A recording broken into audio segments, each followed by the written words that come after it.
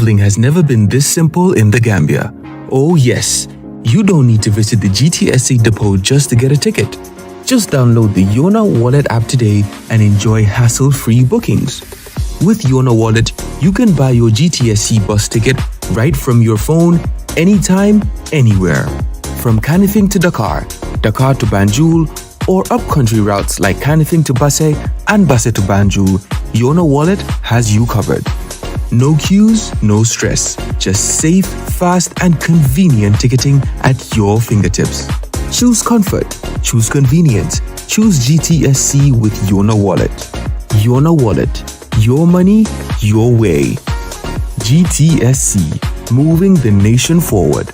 For more information, please call 1124 or 221-1668. Jamano Money Transfer Bureau de Change, your go-to option when it comes to money transfer. With Jamano, you can send money from anywhere in the world to your family and loved ones in the Gambia and be sure the funds will be delivered to them within the shortest time possible. For your convenience, funds sent through Jamano Money Transfer can be picked from all the banks and multiple other financial institutions, including Ajib Bank, Trust Bank, GT Bank, Mega Bank, Basic Bank, Reliance Financial Services, and Approved Services. Visit our head office at Bruceby opposite AfricMed next to Trust Bank Limited or email us at info@jamanomt.com. You can as well call us on 310-3050 or 310-3051 or yet still 733-0688. Our opening hours are 8 a.m. to 8 p.m. Monday to Saturday and 9 a.m. to 4 p.m. on Sunday.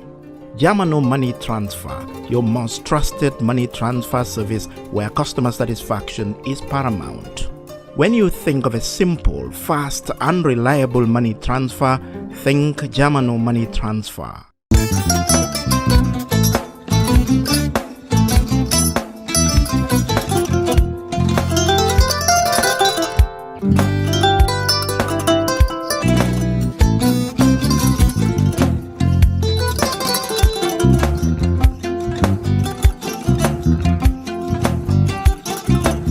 I get it. Albaka. Mbaka important. Yo, nga transfer la sto. Ya transfer la sto. Ha, code nyingi. Okay. Nsila ID soto. Sa soto. Sorry. I get it. Bijan bro. Albaka. Mbaka. Bara alla service o tariya. Mbare ki janna nun kunu bara tariya.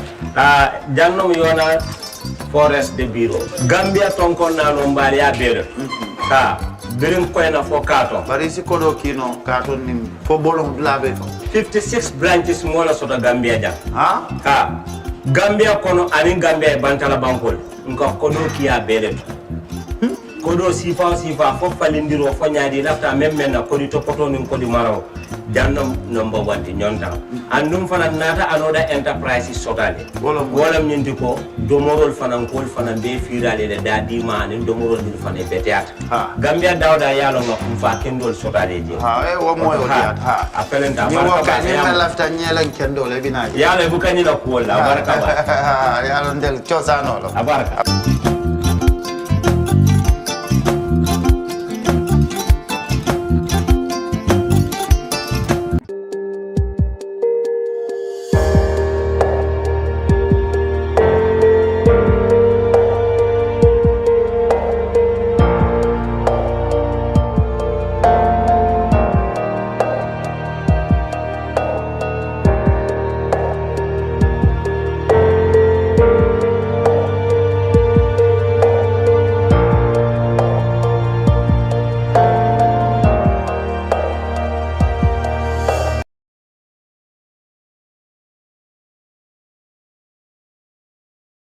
Kol fana be firale de dadi mani domorol dil fana beteat.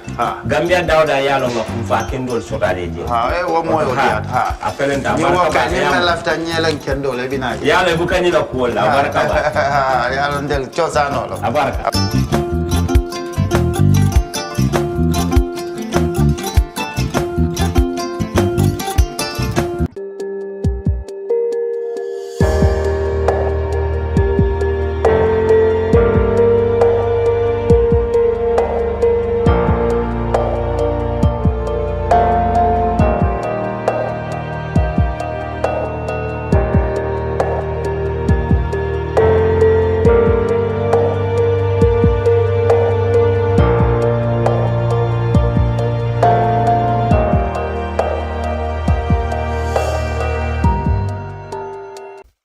Good afternoon and welcome to the brunch on Kerfatu. We are live on YouTube, as of course on Facebook Live. That's the official ceremony for the funeral of His Excellency Mamadou Kadi Cham, OMC, a former cabinet minister in the First Republic and a pioneer in the struggle for Gambia's independence, who passed away on Friday. We send our condolences to the families of the Honorable MC Cham and all his former colleagues and members of the Gambia government and others on the sad demise of Mr. Cham. Now, continuing on the brunch today, I have two gentlemen, Dodou Jah, politician, Yusuf, journalist, editor of Askanway. And in the next hour or so, we are going to explore topics in the Gambia, Senegal, and where else do you think? Of course, Guinea-Bissau, where, well, there have been, was it a coup or was it a trick being played by the outgoing president? This and other stuff we will take a look at in this hour or so. First, gentlemen, welcome. Thank you for having us. Good. Now, the Meet the People tour should have come to an end now, or about to. There was a post when the president had to travel to the to Morocco, the Kingdom of Morocco. And then we will also take a look at the end of the parliamentary inquiry into the sales or disposal of the assets of former President Yahya Jammeh. What have we learned from the process? The grammar season, the trade season, I guess, is starting on Monday, if I'm right. And the government has set a price of $38,000. That's just exactly the same price last year. What has been the reaction of the farmers?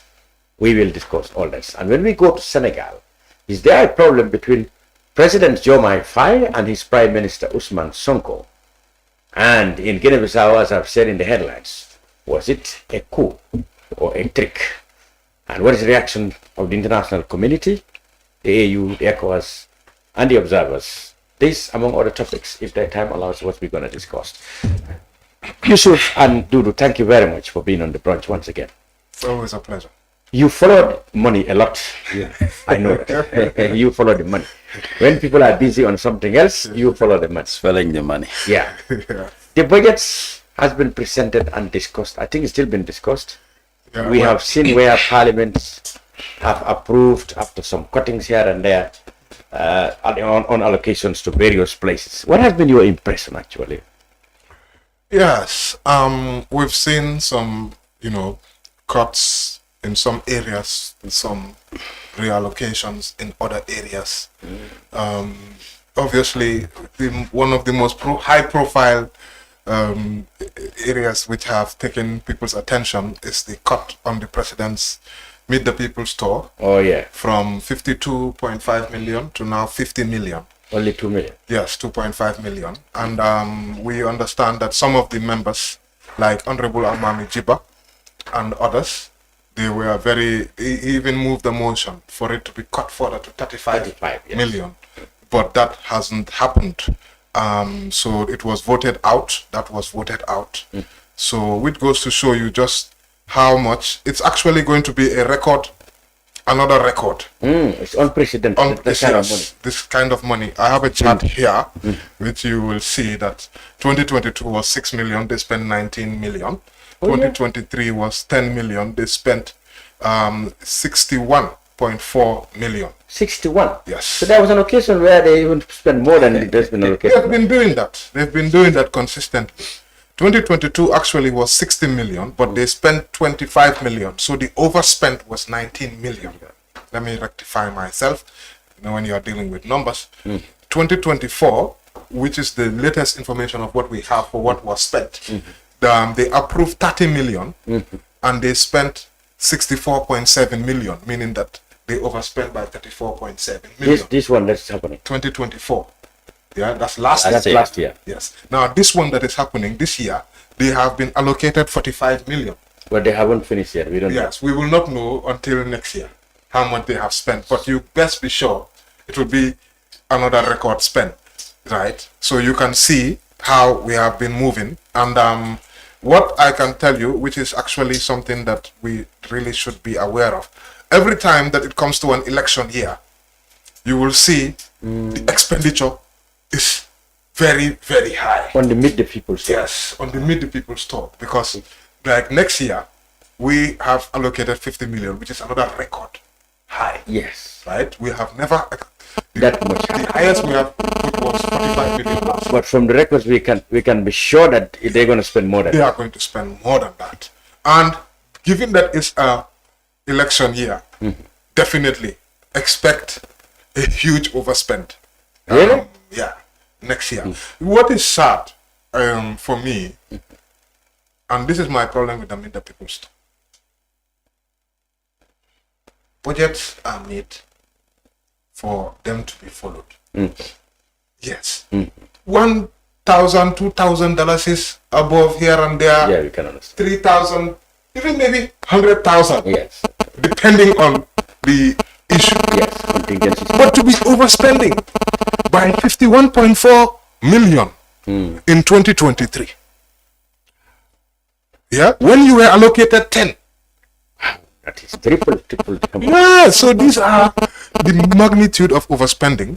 But I think overall, generally, just to be fair to the office of the president, from what I understood, they cut, and this I pick it up from your reporters. Yeah, standard. Yes, they cut about 16 million. $16 million. Yes, but they reallocated about 6 million within the office of the president, yes. and another 10 million. Yeah. They are going to put it in other Sectors. So, as we also have to recognize that president's office has been cut, albeit if you are cutting 10 million from 714 million, You don't know the difference. so what is the it's not like a huge cut, to be honest, but we must recognize that definitely the office of the president has been cut. Okay. Yes, so that's one area which we can talk on, and I'm sure maybe we can, but one thing which I know many people have also been very much interested in is that the National Assembly salaries have increased by 50%. Exactly. So with that one, I'm also and interestingly, they do not allow anything to be cut in that. Yeah, in the fact, Parliament's budget. We need to observe, but I believe that there might be even an increase because of there was some talk about the IT, upgrading their IT facilities, yes, that's right. which might cost Gambian taxpayers up to $50 million. Yeah, so this also is another expense, but we will not know until when we get the final budget, because that's where I usually really look at those things. But let's just look at the basic salaries, right, that have been parliamentarians now. Of parliamentarians. How much a National Assembly member Yes. earns now? This is as proposed in this new budget. Correct. Yes, currently, right now, the speaker is on 100,000. 100,000? Isn't it more than that? Yes, the speaker right now is on 100,000. Yeah. Basic salary. Basic salary. Parliament also have their travel allowances when they go to different areas, and allowances and robbing allowance. There are many incentives. Yeah, but we are only here dealing with basic salary, which is the basic, and we know they get more than that. So, but let's deal with what we know. The basic one. The basic one, which is 100,000. So obviously for the speaker. Yes, so the speaker will get, all of the members will get 50% increase. Okay. Yes, and also their parliamentary staff. So that means the speaker now will be, will earn 150,000 because 50% of 100,000 that's is 50. basic. Yes. No, the allowance didn't come yet. Exactly, the allowance didn't come yet. Then you have the deputy speaker, which is on 70. Right. Obviously, if you increase that by 50%, it will be 140,000. 105. 105. Yes, because you add 35. On top of that. So it will come up to 105. Yes. And then you have the majority leader, which is on 58, around 58, just over 58. Yes. And he will come up to 87. And then minority leader is earning 55.2 thousand. Yes. He will come up to 82. Then an ordinary member, of which there are 54 of them, theirs will come up from 52,000, which they are currently on, to 78,000. Okay. Now, but just let me add some little bit before you come in. Yeah. What that means that the speaker, if you observe, who was earning 100,000 will now come to the same level of the vice president. Okay? Yes. And this is what they have been, I think this is what they have been advocating. But this is not making sense because the vice president is second in command and the speaker is third in command. So why are you second in command equal to the third in command? But let me just continue, and you guys will do the analysis. Can you also contrast between the MPs and the ministers? Exactly. This is exactly what they have been. Dudu, you are reading my mind. Dudu, That is what they have we have been having too many programs together. I know. So you will see that even the speaker will now be well above the chief justice. Yeah, and even the deputy speaker will also be well above the chief justice at 105. The chief justice is on 78. Yeah, which is close to what the National Assembly members will now earn, right? So like what Dodou Jah said, right, about the issue of the ministers, right? So they are on 52,000, just the ordinary NAMs, right? When we say ordinary NAMs, we're not meaning to be disrespectful. No, we're differentiating between majority, minority, speaker, deputy speaker. Yeah, that's what we mean. So some people may not understand and see it the wrong way. So 78,000 from 52,000 for ordinary NAMs to 78,000, they will now jump over ministers who remain constant at 65. Okay. For their basic salary. Nice. Okay. You see? So then, even all the IEC chair, the chair of the ombudsman, the chair of the NHRC, all these chairs, they will all be under these National Assembly members. Yes. They are all under. They are all, yes. Okay, these are the basic ones. These are just the basic monthly. What comes when if you put? Are you in position to put the allowance? You know, that one is very difficult because you see, depending on, for example, if a member is in a committee which goes to ECOWAS, for example, or you know, so Parliament. They all earn differently. So another member. Now I'm talking about the government budget allowance. Yeah, no, but that's what I'm saying. It's exactly. That's what it's difficult to compute that, right? Because there are different allowances, and we would only perhaps know that when we get like a pay slip or when we compute some of those things. But in the budget itself, it gives you some basic allowances which I can bring up. There are some basic allowances which I can bring up, but in the meantime, as I am bringing that up, you guys can take up the conversation. We can take it on from there. Right, Dudu, what do you make of the budgets? And as far as you're talking about the various cuts, like the president's, the Meet the People tour has been increased by 2 million. What I mean, brought down to 50 million, reduced by 2 million. 2.5. If there's any difference at all. And then there are various allocations, and these budgets in general this year, what do you make of it? Well, as usual, every year the budget increases, goes to Parliament, they'll cut here, try to adjust it somewhere. That is very normal. And most of these budgets are estimates. And sometimes you do estimates, you try to peg it higher. Because knowing fully well that Parliament might, reduce the numbers. This we expect all the time. What I would suggest, I think we need to shift away from the way we're doing budget. To each institution should be held accountable. Like if you give budget to Minister of Youth and Sport, money is entrusted to them. They have to go and spend. I think it would be best practice that Youth and Sport have to come and defend their budget. And at the end of the day, if auditing is done, whatever is spent and here and there, they should be held liable. Rather than putting it collectively, it becomes very difficult to know who is responsible for what. And sometimes these institutions, it's not kind of interlinked but connected. Money can flow from one institution to another because you're talking about line ministries, for example. So this flow of money, it becomes very difficult to track. And come to end of year, you'll realize that most of their spendings happens at the end of the year. It's like rushing to make use of the money. Yeah, you wouldn't hear people say, oh, our budget is going to go at the end of the year. Exactly. These are issues that needs to be looked at by government itself. If government does that, you'll be able to save money. Sometimes, like these institutions, they do very well until around end of year. That's when they start, squandering and misusing funds. If there are steps taken towards that, it will help. And who better than Parliament, who should be putting checks and balances? But they are also very focused on increment when it comes to for themselves. Yes. Now, if that's the focus of Parliament, what happens if other institutions to bring even private bills? requesting for the same thing, that they want their pays to rise. So would they have that audacity and integrity to say, no, you can increase for yourself, but for others you can? So they're using advantage of being the people who can make decisions on the budget. Yeah, and sometimes you watch the parliamentary sessions, debates, you see MPs, how they, hold the president accountable, the government, this minister, that, pointing fingers at yourself. It must begin with you.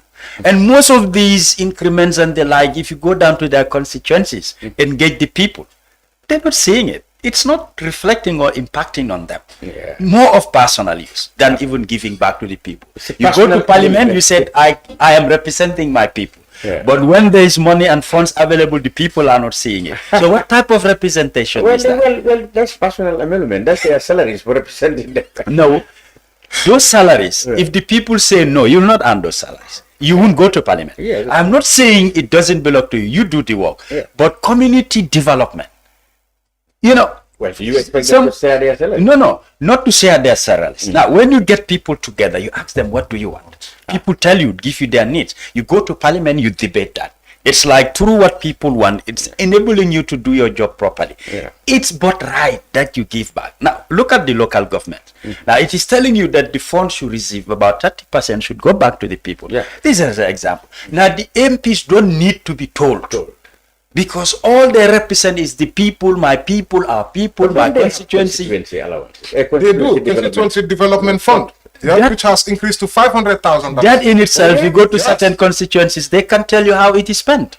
Some of them will tell you, I've given it to my people who are held responsible or accountable. But I think the procedures now, they can't give them cash. They have to No, they don't. There's a procedure. I've been following about this. There are a lot of ways. Yes. You're not getting the funds directly. Yes. But in other procedures and ways that you laying hands, okay, you have a project that they have been sponsored for a community, and who verifies or ascertains that? There's a connection somehow. But go to the grassroots, they're complaining. They'll tell you, we don't even see our MPs. They're not setting eyes on them. How are you serving the people and your absence, when your absence is felt by them? A very huge gap happens to them. Sometimes when there are contentious issues, like we talk about the constitution, that's when they engage the grassroots directly, wanting to sound their opinion. Some of them, even the people, their own people, the opinions they have, they're not peddling that at parliament. Some will tell you what our MP is saying, we never said that. We're not in line with that. So there's another interest. Now, I'm not saying parliamentarians should not have all that. But for me, it has to be balanced. When you accept something, you should allow others to be on this. If you feel it's not right, begin with yourself. Yeah, if they're complaining that we need to cut, they should allow them their salaries and allowances to be cut. Yeah. Now, for their own, they always agree, if not all, mostly unanimously. It passes. But when it comes to certain issues, they say, no, we have to cut this, cut that. It's good to make some cuts. But how about you? It is their responsibility to put checks and balances. But checks and balances should begin with self. You can't exempt yourself. Wanting to put checks and balances, no, I am out. It's like saying people must do what is right, but I am not part of it. Yes. It is not making sense at all. I was not taught that at Lender, and at Lender's hand, it's even quite the opposite. Let the streets be littered, but not by me. You begin with self. Now, that will enable you to engage others and talk sense in them, sensitize them, motivate them, and at the end of the day, we're all working together as a team. This is what I am saying is not happening at Parliament. Okay, what do you make of the Meet the People store this year? Well, as a politician, not only a politician, I've been going for so many years now, and I've traveled the length and breadth of this country about Meet the People tour. Well, to begin with, there are laws, of course. Yeah. It is constitutional. President is mandated. First and foremost, I think we need to look at the laws itself. Okay. The law is not telling you exactly, like, for example, there's no cap ceiling on how much can be spent. Budgets are approved. But is the law stating, for example, you cannot spend beyond 20 million? But that's what is supposed to, when Parliament said 20 million, it's supposed to be 20 million. Yeah, so already the president... What is the money spent on? What is the money spent on? Well, you can tell, Flex can't, I can. I can't, yes. That's the point I am telling you. All right, the law needs to be more specific. It will guide you with the do's and don'ts. Oh, It shouldn't be one-sided. It should be very specific on even how the activities, how it should be organized. Maybe it's generally not intended for party politics. No, of course not. I think I have a, Which seem to also feature in No, the... of course not. When it comes to the law, it takes politics out. Yeah. But the president is a politician. The ministers, they're on political appointments. You can't take politics out of their functions. The grassroots people they are meeting, they belong to political parties. Most of them, NPP and the alliance parties. Some don't belong to parties, but they support the president's agenda. Now, these are the people coming on the ground, and you're telling them, if you want them not to do politics, tell them to stay at home. Some of them, no matter what you tell them, that is their objective, that is their motive, they're coming to do politics. From the SO5s, the t-shirts, the banners and flags and So you don't posters and all that. part of the money that the parliament budget may have gone to mobilize it has. people. It's not may have. If you've been going on the tour, Yes. there are certain things, even you don't budget for it, but it happens instantly. People come with cry outs. Emergencies, they'll tell you this is emergency, we need this. And the money will come from the budget. And these are issues that when you solve it for them, they would like take their hearts out for you. For example, who controls the money on the mid-term? Is it a civil servant or somebody from the president's office, accountants and development or whatever? There's a shift and change in that. In the early years, from 2017, I would say, coming to 2021, it was given to politicians. Politicians, in a sense, like for the organization and the chairpersons, those within the party structures. But I think the president and his entourage or people around him come to sense that too many complaints about people. For example, you budget for 20,000, they tell you we only receive 10,000. So where is the other 10,000? So in 2022, that's where it all started. The president strategized, giving it like to the governors, etc., that all their spending should come with receipts and all that. The thing twisted. And during that year, us, the politicians, started complaining that the president, the way he's doing, is not going to help his politics. People will not show up in line. So many critics. And that did not happen. That didn't happen. Instead, the numbers that come to attend increase. Until in one of the venues in Sarah, the president made mention that some people are saying that the crowds are not going to show up, but it's like we're getting a bigger crowd. He was sending a message to the politicians. Yeah, it has shifted. Like for instance, it goes to some local councils and they give them invitations. It's like they're having a meeting, let's say in KM, you'll see a chair reserved for the mayor. And the mayor maybe would send the deputy mayor or somebody else to go and deputize. Should the tour be about how many people attended? Or I think it's meant for the presidents to communicate and get the input from the people. Exactly. But you're talking as if it's all about how many people can be gathered through which method. For example, APRC, the president goes on tour, is going to Basi. We reach out to our people, from the chairman to all structures, that go and attend. The politicians are sending those crowds down there. Now, what I'm telling you, if you say we don't need crowds, you people go home, this is not the purpose, politically, it's not good for you. You're going to be bankrupt. And you need these politicians to vote for you. That's what keeps you in power in order to be there to do the development that you're promising the people. So that's the aspect I'm saying, that taking politics out of it, unless you make it a law. But the people are coming, whether you invite them or not, they're coming. Some are there, they even hire their own golegeles and they come and attend. Some they fuel their own private vehicles and they're coming on the tour. Some of them want to be recognized and seen by the president. For whatever purpose, you know, how we do our things as politicians. Since there is no difference between the tour and the political campaign, that's what we are saying. There are some differences. Like, for instance, when it comes to Meet the People tour, it is Office of the President who chairs it. You see Ami Bojang Sisaho controlling the mic, giving time to people. When it comes to political campaign, you will not see Ami Bojang Sisaho there. Yeah. They won't be the one running it. And during the Meet the People tour, you will see State House protocols. The similarity of the message?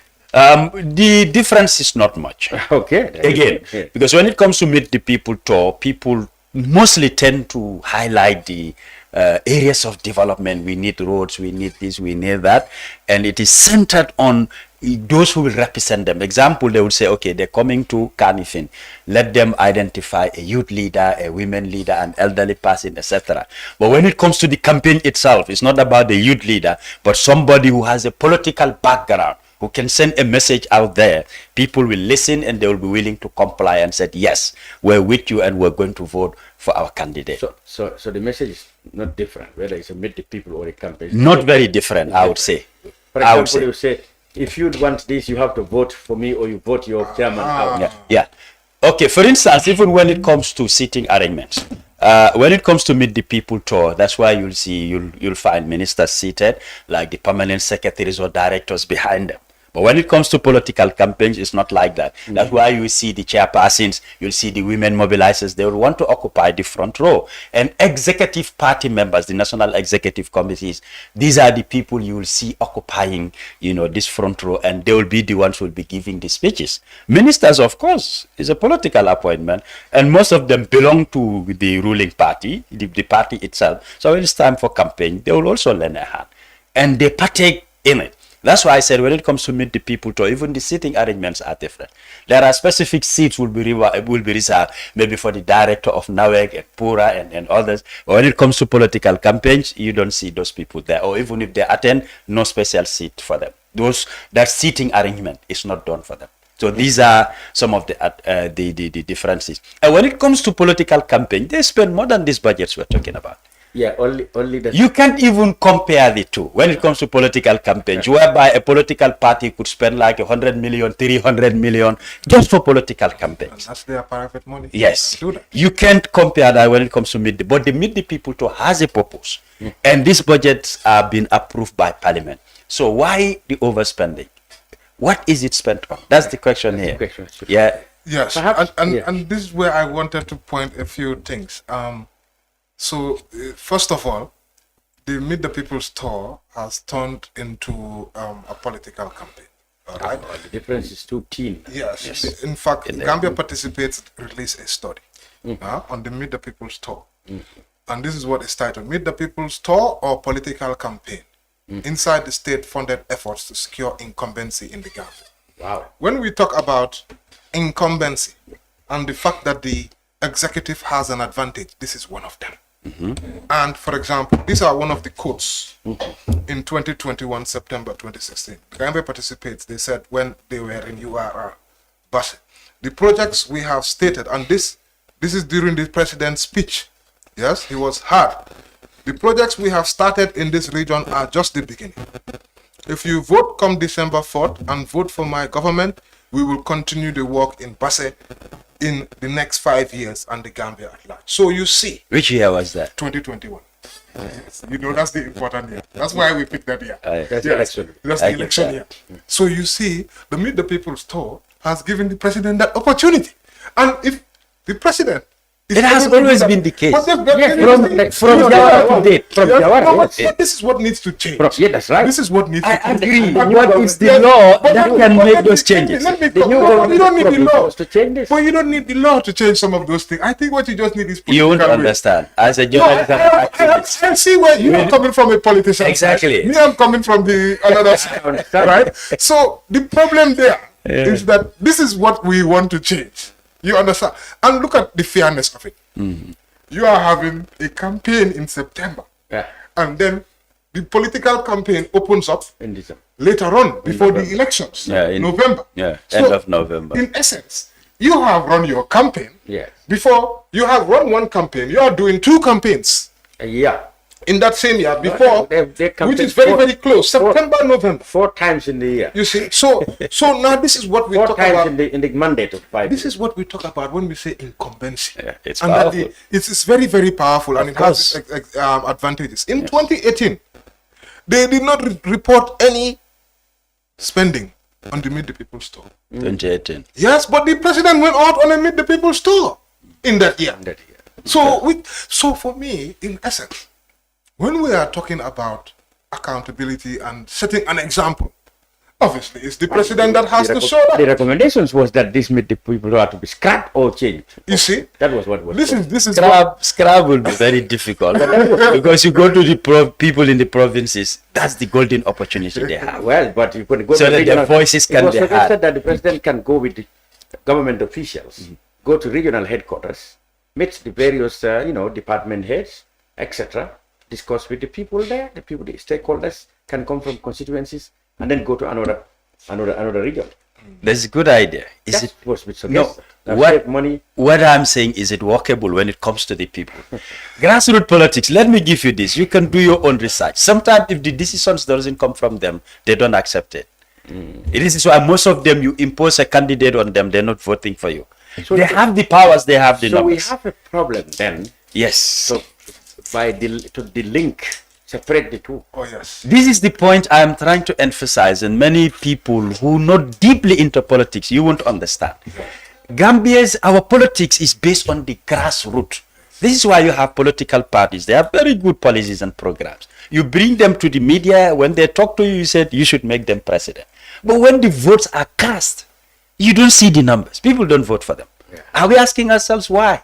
It's grassroots politics. You go down to the people, they're in control, they're in charge. You could be the leader, even in your own country, you can't mobilize people. But they tell you, DCI company has 300 women behind her. What do? You go after them. And it works to their terms. Like I am seeking after them, Flex is, you are, so we all go to them. What favors them? People who work with them directly to what they want, they will give you the promise that we're behind you. So this is the power of politics in this country. Now, if you don't understand that, you think it's only based on programs and policies, etc., the people are not interested. Take PDIS, for example. What can any politician tell us that PDIS have not taught and educated and sensitized people in this country? I'm not seeing anything new in Gambian politics, not yet.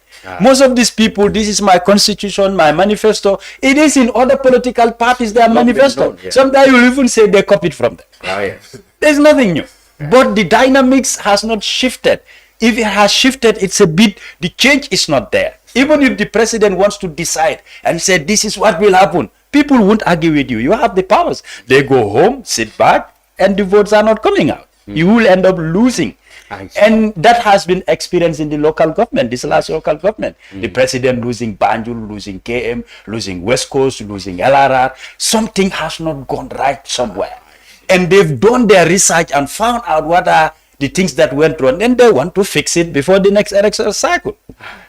If I can also come on the issue of parliament. What has happened for parliament, because the constituency development fund, Dodou mentioned it. So I have been following this constituency development fund.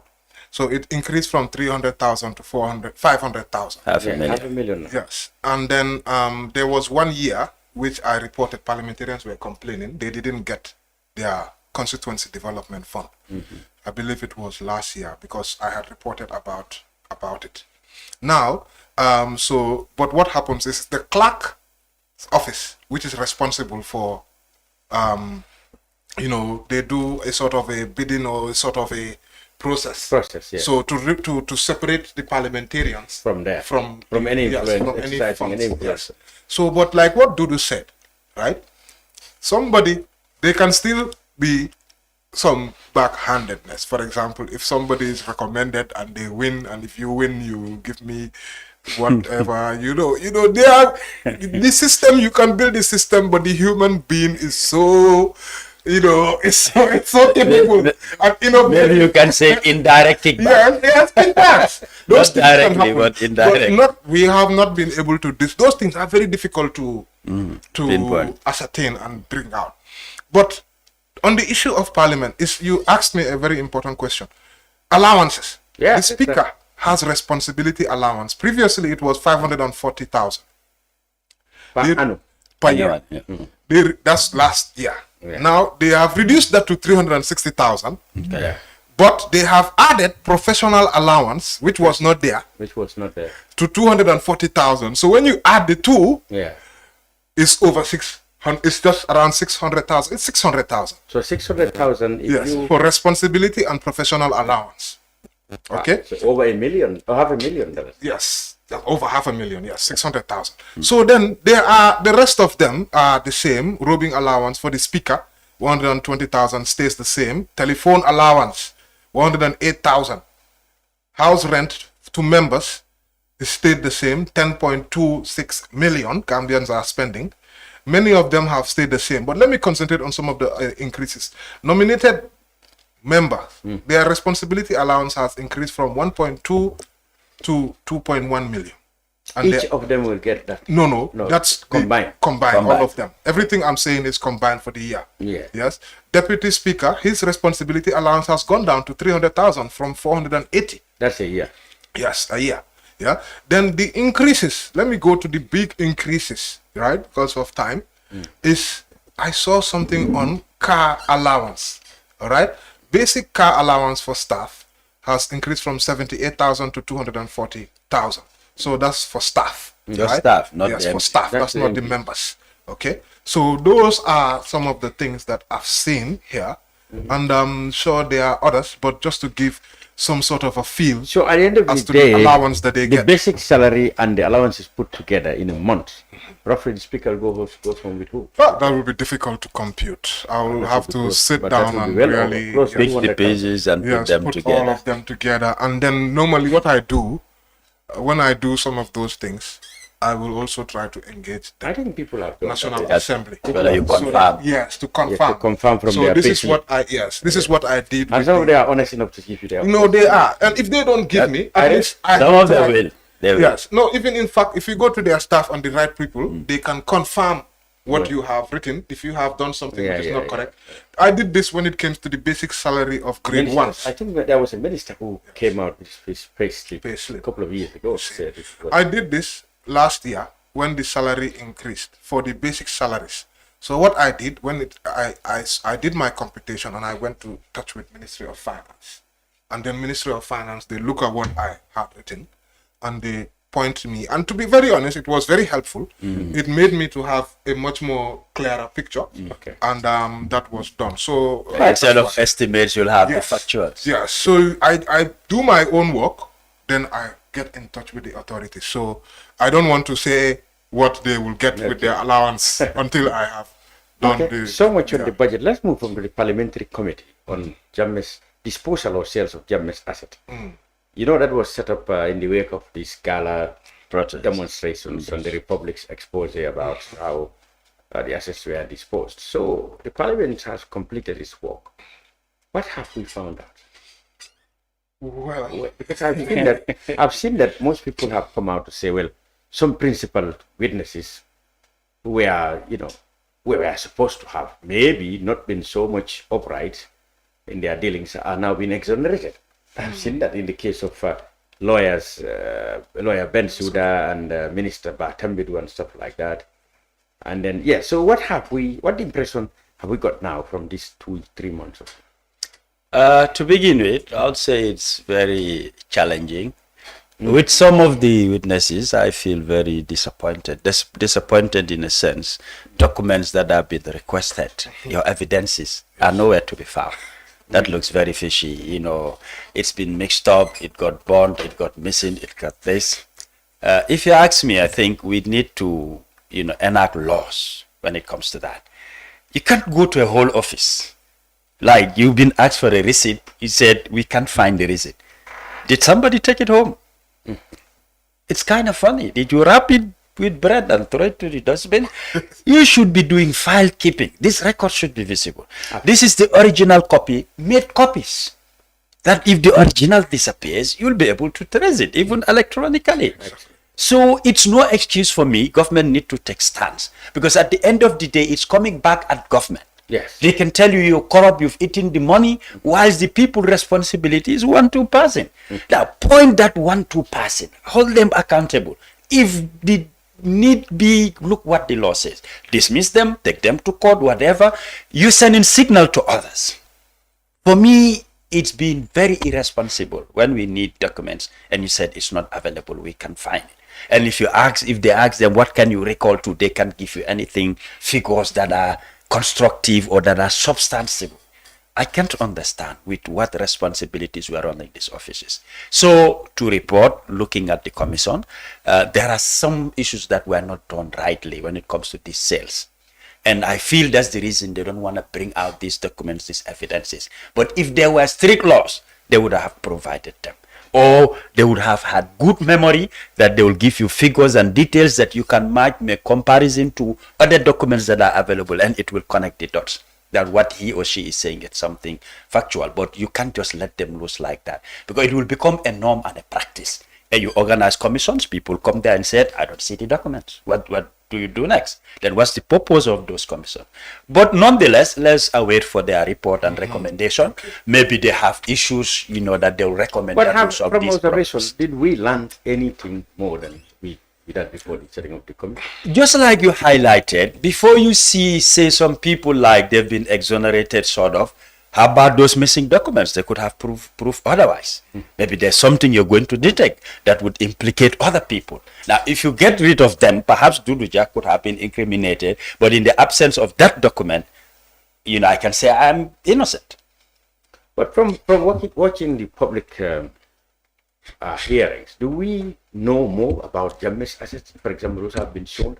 I discovered that on the whole 1 billion plus. Exactly. For me, this is have been raised from the funds biggest, and been spent only 100 million.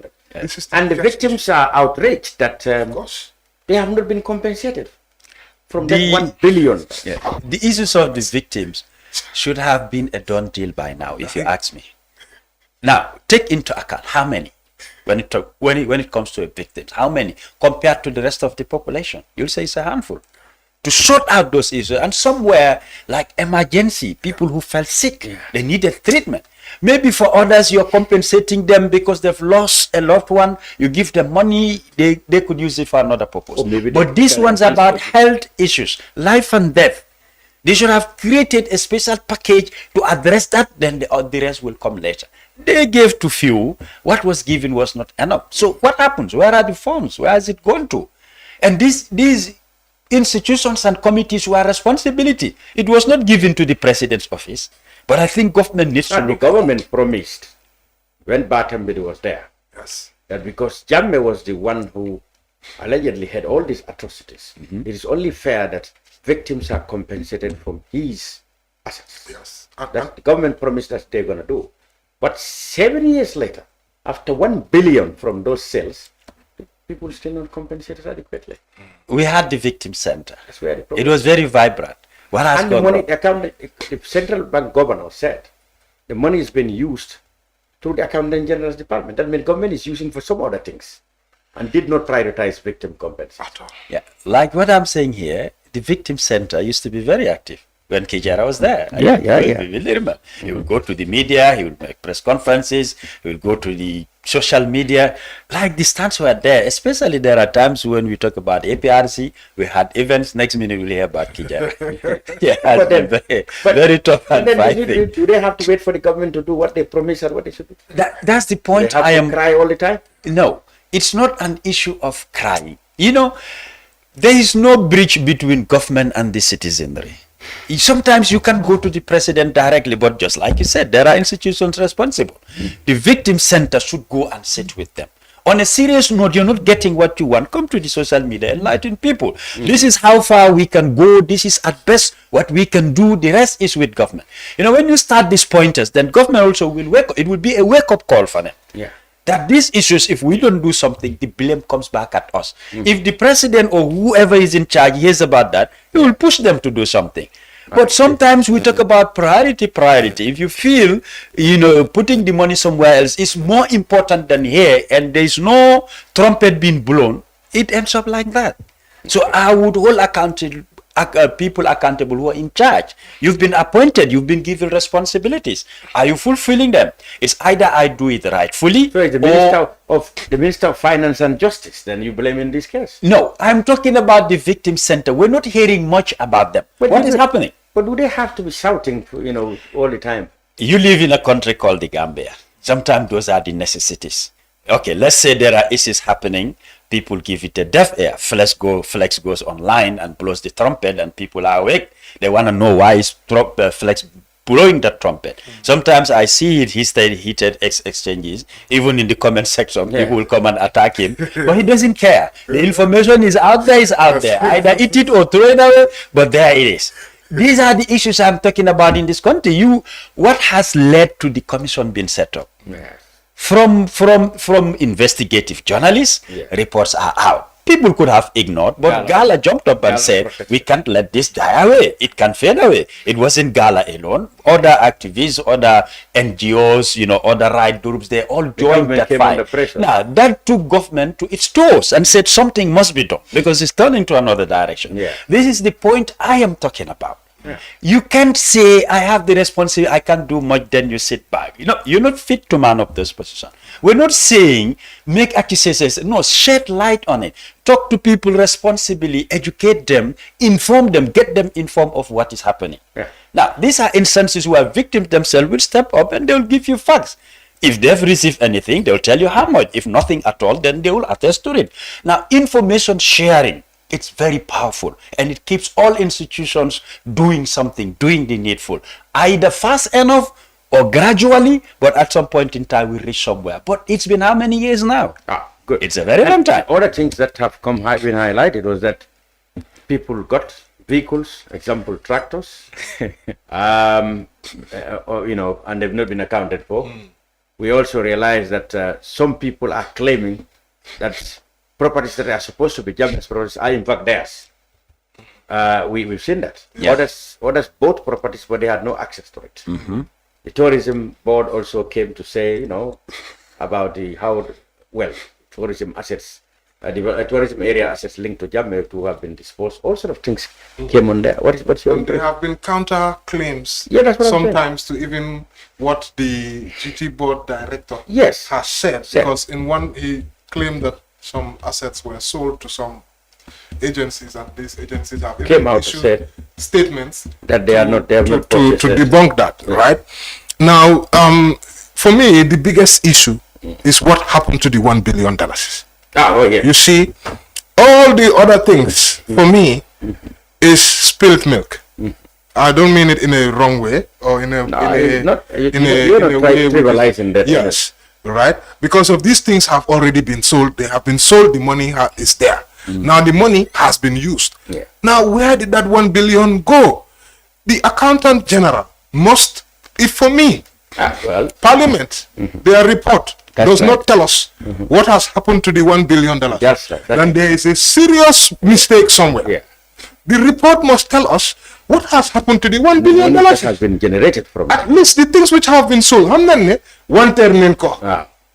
know that it has been $1 billion. The victims need about 250 million.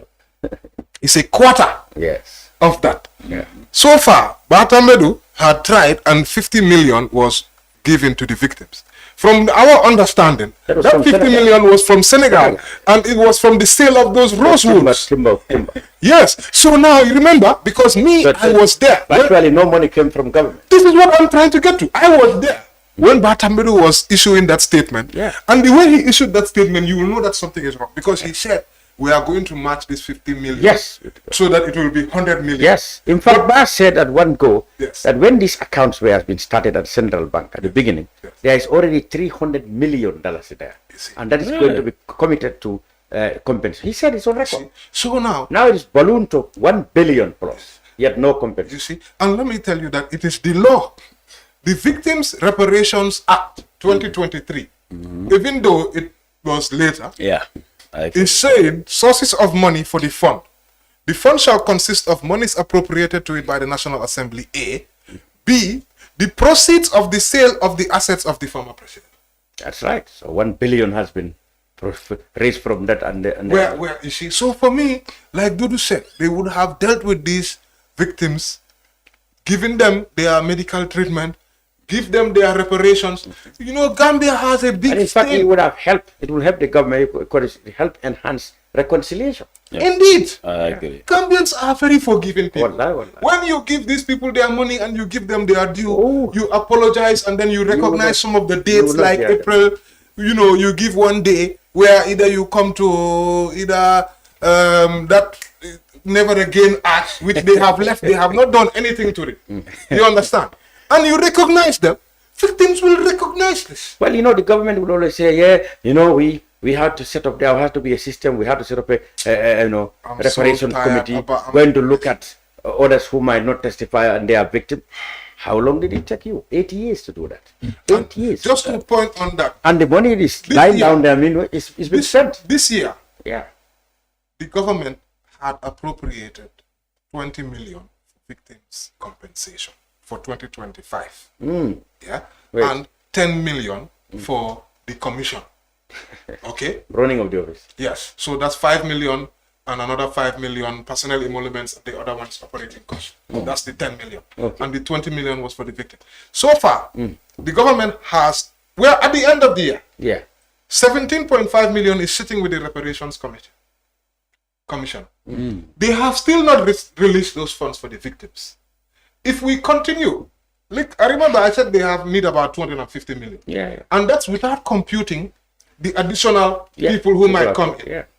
The commission, reparations commission has a 5-year mandate, renewable once. It's not a permanent committee. Okay. So if you imagine 5 years, that's 10 million, that's 50 million minimum to their payments. Now, at that rate, 250 million, if you divide the amount, It will take 5 years. If yeah, the pace they are taking, it will need even more than 5 years, because 20, it may go 10 years. You see, the pace that it shows, will. it shows no seriousness. which shows not when Yeah. this thing in 5 years left to me, if they give the victims what they are giving me, the people store Definitely. every year. By now they would have 50 finished. million, 50 million, No, 50 from the million, 1 for billion. example. From the 1 billion, one Exactly. go, one payment. In 1 or 2 years, this thing would have been dealt with. It's okay with the 1 day. You From see? the billion. From the Honestly. $1 billion is 1 day. No, it's so. So one day you can say, okay, the proceeds from Jamme's assets, well, whether or not the government can argue it was judiciously used, but one thing is clear, it has not given priority to victims' complaints. At all. Very clear. That is not disputable. All right. To be quite honest, and I would say the Janneh Commission should have lifted this country to another level. Now, when people tend to learn certain things that happen, which was not done according to law, it was not viable enough.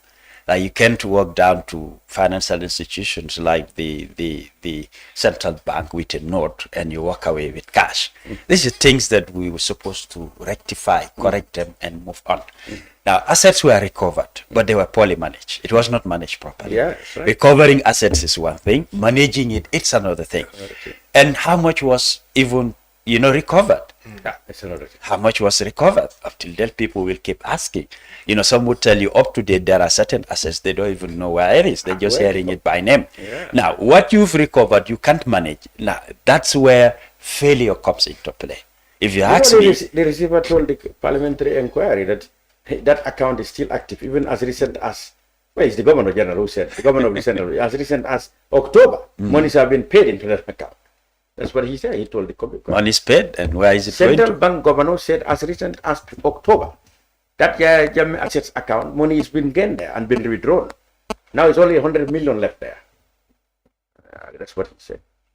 Still now, the 100 million can do a lot for the victims. When you care for the victims. Anyway, let's move on to, let's go to Guinea-Bissau, because Senegal is an old one. Guinea-Bissau. Now, we had a presidential election. The background is that some of the most biggest opposition contenders were disqualified. They seem to have rallied behind one of the opposition party leaders. Now, by all accounts, it looks like that man was heading for victory, according to projections from observers, from various people, that he was heading to victory. One day before the Constitutional Council was due to declare their results, there was a coup d'etat. Now, we are now hearing that it may well have been a cooked tar, not a coup d'etat, but something that's been cooked.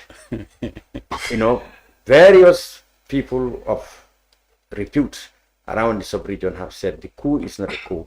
It was cooked by outgoing President Barrow, who apparently did not want to hand power to the actual winners. So he derailed the process by inviting the military to take over.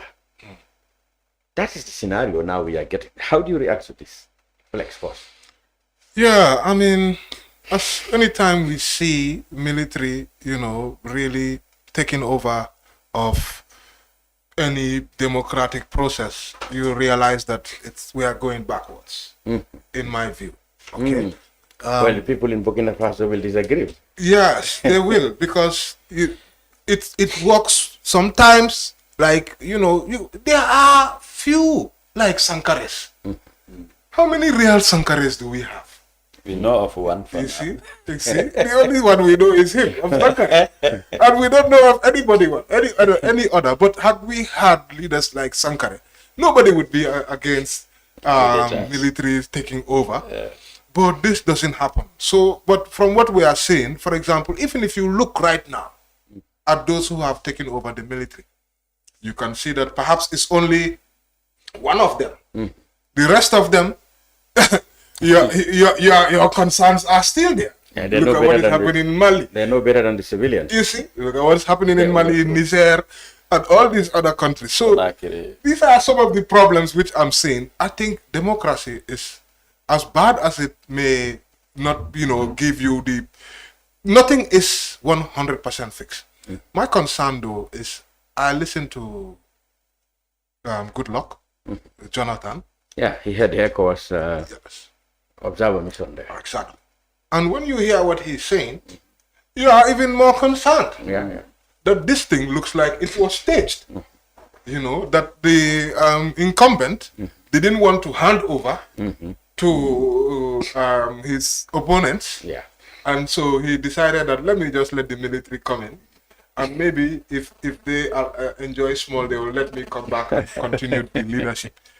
So perhaps he feared that if the opposition, his opponents, came to power, they might try to go after him. That's why you have to be doing the right thing whilst you are in power. Because of one day, you are not going to be in power forever. That's true. You have to start planning for life after. And this sometimes is the problem of our leaders. Right? Like almost all leaders, as soon as they are coming to they're wondering, what if my opponents catch me? What will they do to me? So, these are the things that come back to haunt them. Okay. But what would you rather? Would you rather live in peace in your country or now be in exile? Why is it that in Africa?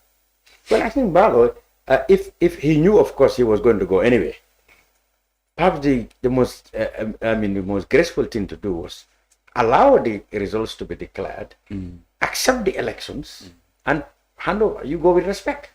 But the manner he went now, I don't know. It's making things worse. Even former President Jammeh, I hardly give him credit. Even he accepted the elections results.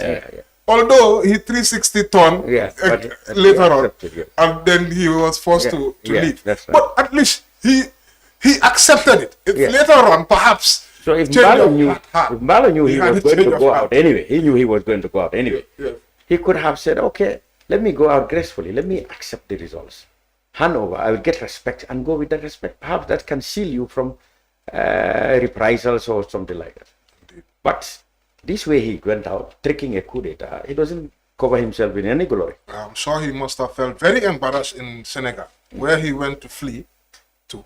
In fact, we are now hearing that he's going to Congo Brazzaville. I'm sure that might have a hand in it because of when he went to Senegal, and Senegal, obviously, very close to Guinea-Bissau. Yes, they have to. They will. They will accept Senegal, him to come. Yeah, but knowing the kind of leadership that Senegal has, the question will be for how long? Exactly. Well, the Prime Minister had already spoken out against the method of the coup. Exactly. Yeah. So if there is an indication, well, there you go. He might not be comfortable.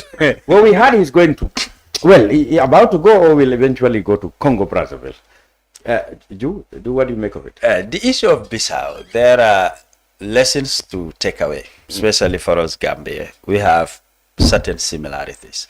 Though we gained independence before Bissau, I think they had it in 74, if I'm not right. Now, from 74 to today, I think this is the 9th coup d'etat. Oh yeah, there have been a lot. So it's been rampant, which shows that legislatively they need to do something about the military. I think it will help. I don't think there are laws that have governed or controlled the might of the military or the interference they're doing with government. And I think enacting that in their laws, it will help. They need to take that step. Now, when I say similarities, Bissau to Gambia, the population is about 2.2 million. So we're some 100,000 ahead of them. We have about 7 regions in the Gambia. They have 9 regions. Now, looking into the elections, the opposition, they won 7 regions. Wow. The president only won in 2 regions, that is Gabwa and Bafata. Yeah. Very, very impactful regions though, historically, knowing the nature of Bissau, those are 2 key important regions. But losing 7 regions cannot get you victorious. That is simple logic. And in as much as the results are not coming for, the delay is caused by, for them, it's like presidential and legislative elections together. So it will take time to tabulate and to announce results and all that, which is about 5 days, this we understood. But people, they tabulate for themselves. Yeah, right. So if they're winning, they know that they are winning. Now, out of 2.2 million, they have about 960,000 registered voters, compared to us, we are a bit above them. That's why I said we have so many comparisons when it comes to Bissau and us.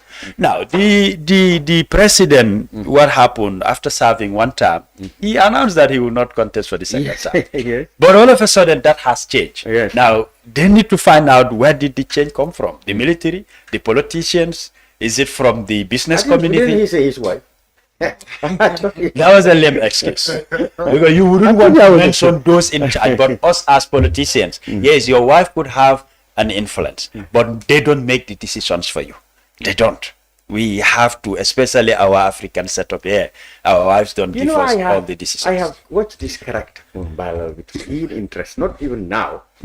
And I've always found him to be either not too serious with his job, or too jovial in public. He wanted to leave. That's what I have seen it. Either too jovial in public or not too serious with his job as president. Even his campaign, have you been watching?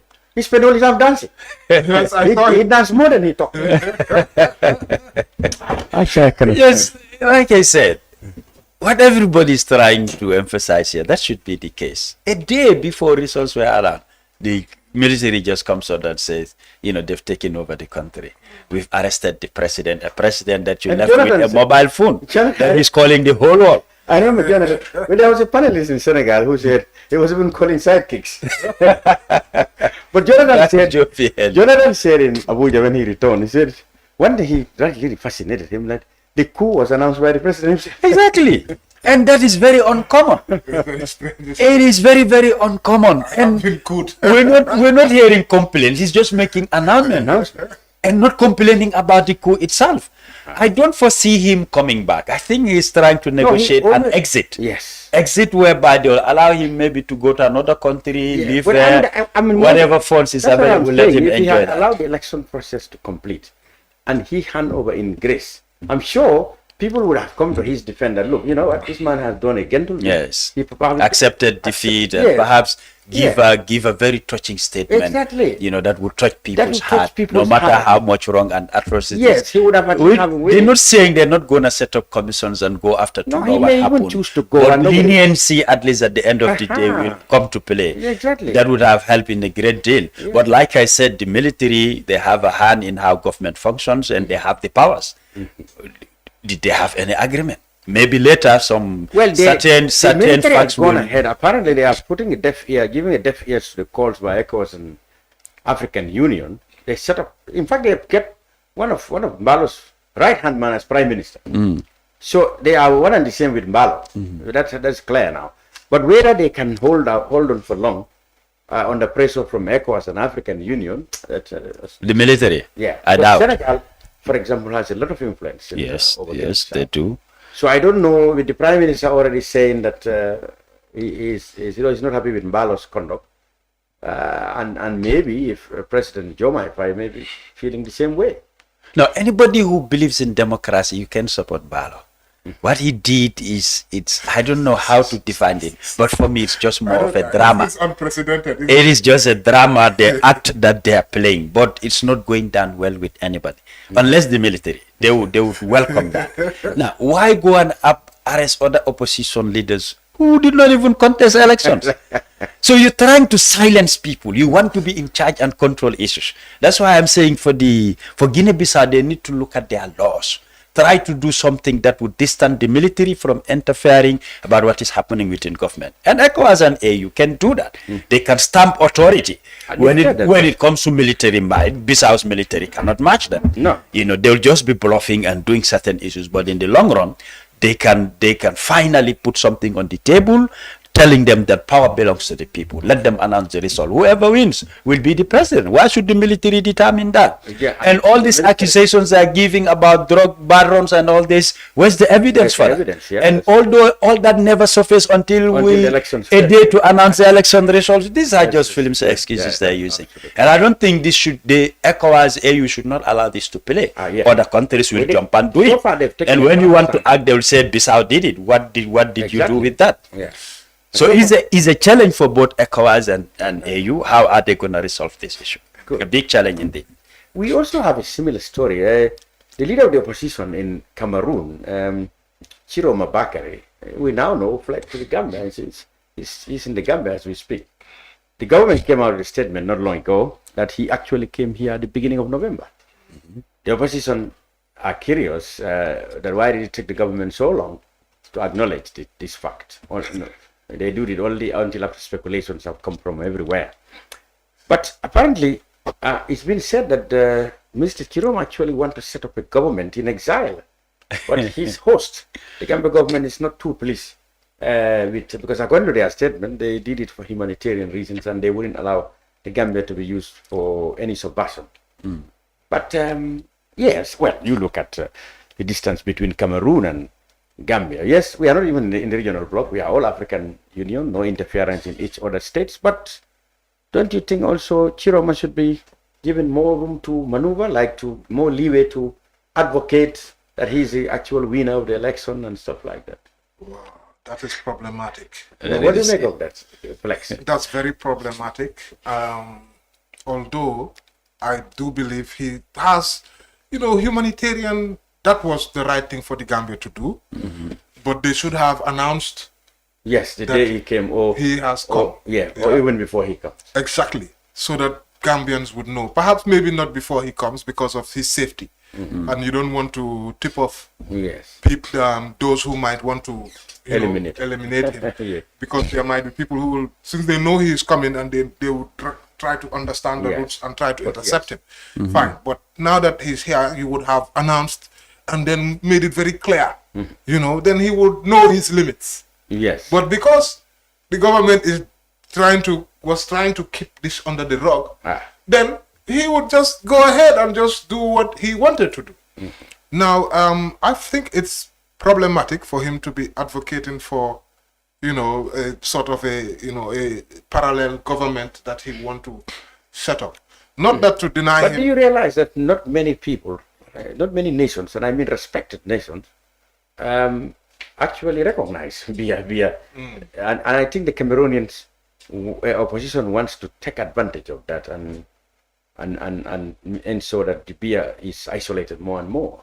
So they want Chiroma to be out of the country to lead that advocacy, and they think Banjul is far away from Cameroon, no diplomatic, impactful diplomatic damages perhaps, and Banjul is the home of the African human rights. So what a better place to start. But Banjul is not the home of opposition for every country. Which other countries? Yes, that's what I'm trying to say.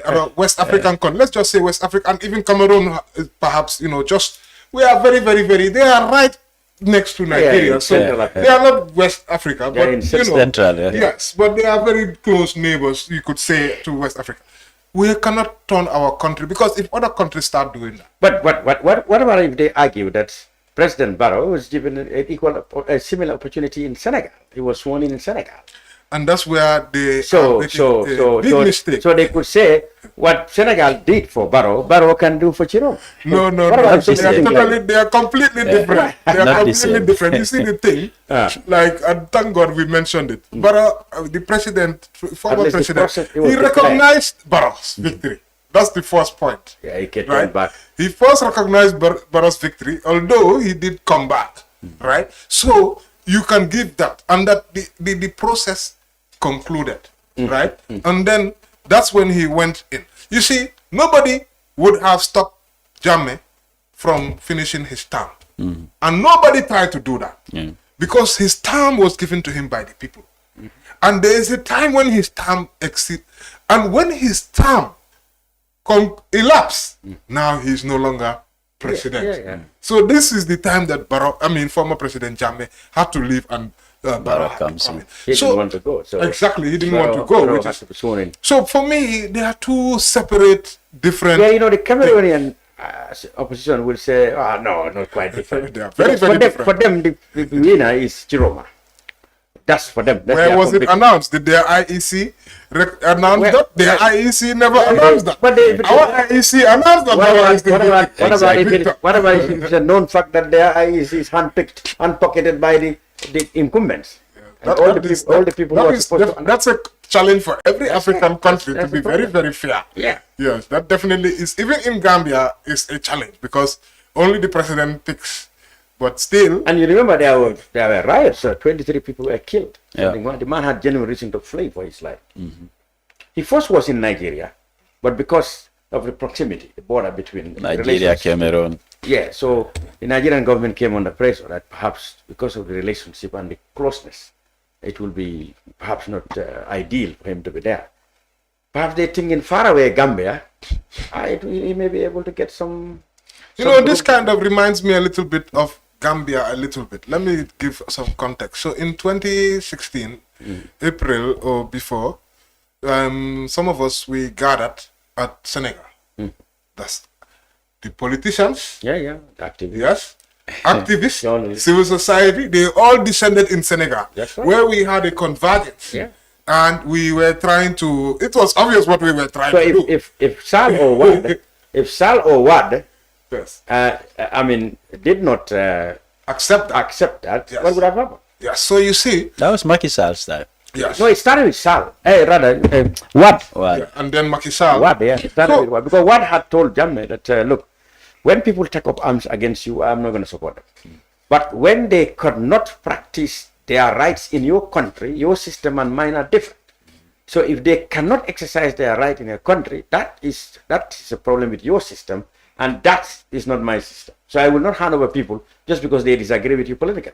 So that is why people are able to go to Senegal, and propagate against and obviously the relationship Gambia and Senegal is so one would have thought that Sal or one would have said, oh no, they are very close. But what didn't care that? What thought that, well, I'm a Democrat. If they came here just because they are political refugees, I have to give them accommodation. I give them. And the thing is, Senegal was very much aware of what was happening in Gambia. If Gambia sneezes, Senegal will know what's happening. So, because many people were fleeing Gambia, and everybody knows when you are fleeing Gambia, except there are few people who can have opportunity to travel, because to even travel from the airport is a big risk. So if you have to travel, you go to Senegal first before you take any flight. So the Senegal authorities, they knew what was happening in Gambia, and they knew that these people were running away, and they are not running away. There's something they are running away from. So you come to the point, the Cameroonian people's viewpoint is that Chiroma should also be able to have sanctuary. No, he can have sanctuary. We have given him sanctuary. But that one is confirmed. But to speak out against Cameroon. No, I don't think that. Gambians were speaking out against Jammeh in Dakar. Yes, but that was it. This is why I gave the context. The Gambia. That is Gambians doing it. Yes. And not a political party or opposition figure, like the citizenry. No, but politicians. The politicians. My party wasn't exiled. My had been there before these issues. I met Mai several times on a trip to Dakar. Yes. In one of the instances, we went as an organization. He had that Gambians were there. He came. We sat with him. Right. By then, there were no problems. Okay. Yeah, it's different when issues happen. No, but the then issue you want to echo your voice as a political party leader. I think the principle should be the same.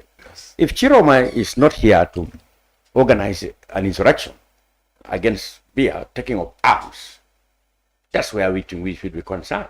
Like the government said, they will not use it for subversion. That is, but to use their legitimate right to speak out against the regime, I don't think the government should stop them from doing it. No, then he is in the wrong country. Gambia would not encourage and promote that. No, You know, when it comes to bilateral relations, today you might say it's not very smooth, but you don't know what tomorrow holds.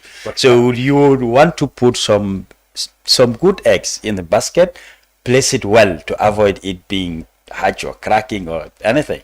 Diplomacy sometimes it's something that you pull that long rope. So okay, It's not Chiroma can stay, but he should not talk politics. No, No. you see, let me. Talking politics is not bad, but if you try to orchestrate anything against a government in power, Not accept taking arms or no. organizing a Now rebellion. there are certain statements you're sending back home. It could create chaos in the country.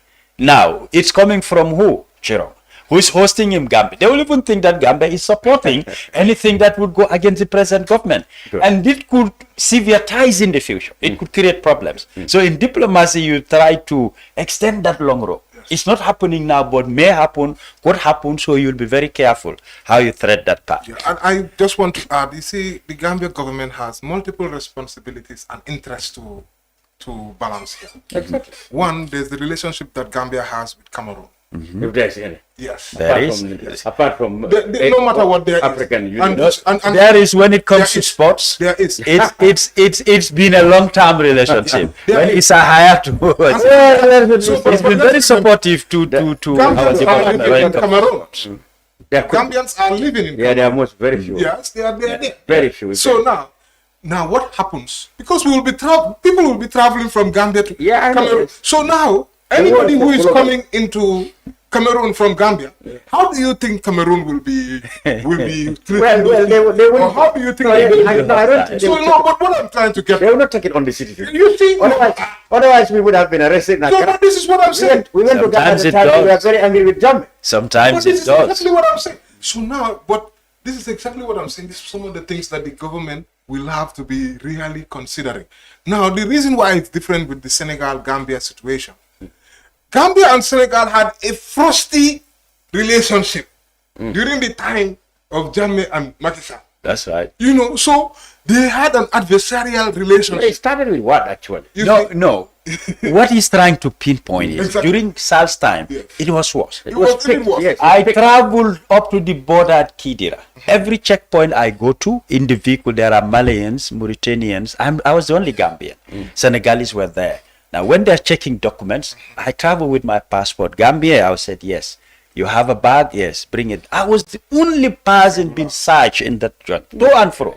They have to bring down my suitcases and check everything.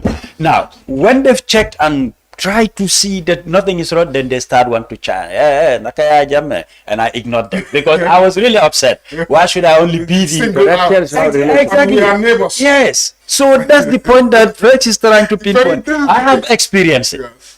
Yep. Yeah, so because of that relationship, the frostiness of the relationship, the Senegalese government didn't see it as like it was in their interest for Jammeh to change, for the government Exactly. to change. The Senegal was actively Absolutely. in support of that. Yeah. But for Gambia and Cameroon, we don't have any interest for who to choose.